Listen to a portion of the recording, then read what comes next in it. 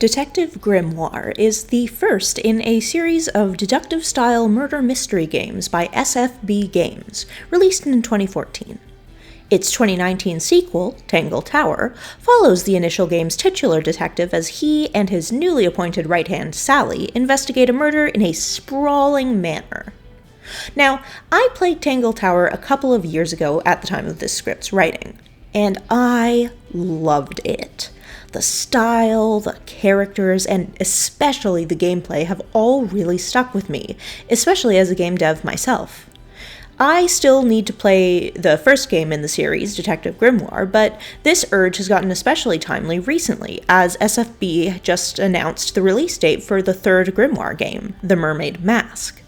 I'm incredibly excited for Mermaid Mask's July 16th release date, and so I figured I'd do a little fan art of Grim and Sally to celebrate my upcoming playthrough of it. And we're off. Okay, so when I started this piece, I was really uncertain of how I wanted to stylize it.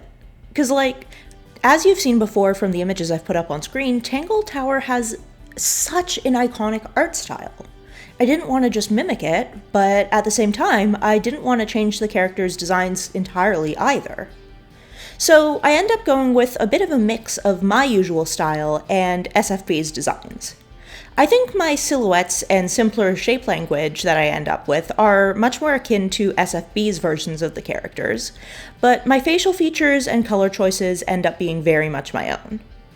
Also, as you'll see later, I add some soft shading on my characters as opposed to the really stark black and white cell shading SFB is now known for. And I'll be giving Grim and Sally much more human skin tones. Grim's still a pale little freak in my version, though. He deserves it. But yeah, right now you can see me struggling to work on Grim's jacket. I end up not actually loving the finished version of his collar in this piece. I think that I could have made the right side of his collar, or our left, a little wider to match the other side, make it a little more proportionally correct. But otherwise I think he came out fine. Yeah, just doing his face, his little accessories detailing on the jacket.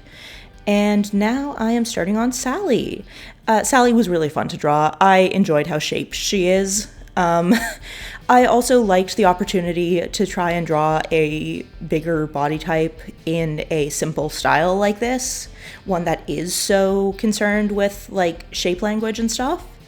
So that was a really fun contrast to Grim looking all heroic and how he imagines himself to be, I think.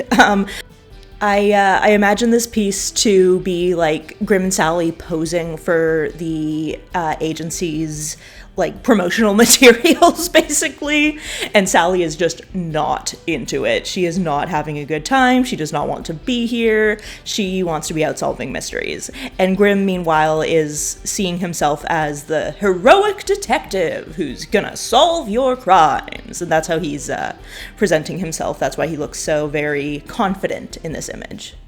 So yeah, now getting onto Sally's hair. This was really fun to draw. I love the shape of her hair. I changed the shape of the top of her head a little bit at first, but then I go back to closer to her original design. And then I move on to, just shortening her up a little bit, making her a little more squat, I suppose. And now onto the face. She does not look impressed, and as is her right, honestly. And now we're going to move on to the coloring part of it. So I wanted to change a couple of the colors. I did not color pick for this piece. I wanted Grim to be, as mentioned before, a pale little freak, but Sally should have a more realistic skin tone. And okay, my one criticism of the Tangle Tower and Detective Grimoire games, I hate the color of Grim's beard. I hate it. It looks too pale. It looks like a part of his skin. I didn't realize he had a beard at first when I was first playing it.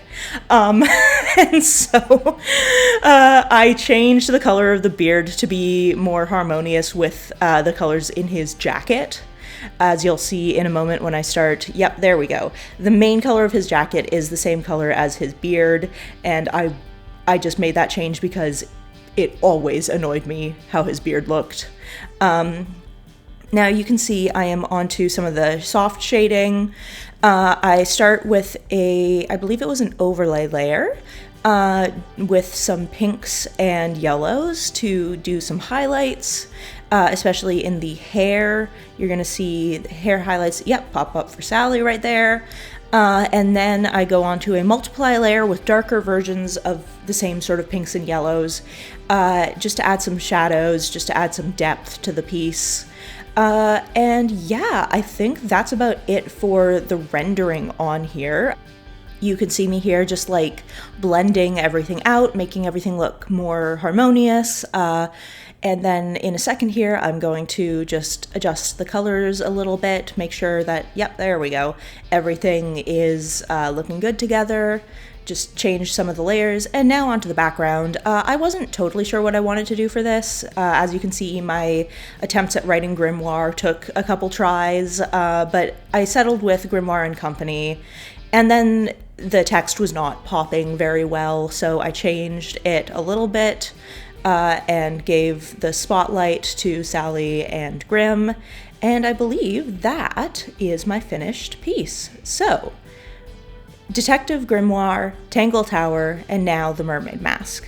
I am so excited for the third installment in this series, and I hope you all will be too. But I think that's enough for this video. Stay weird, stay wonderful, and stay wandering. Sats out.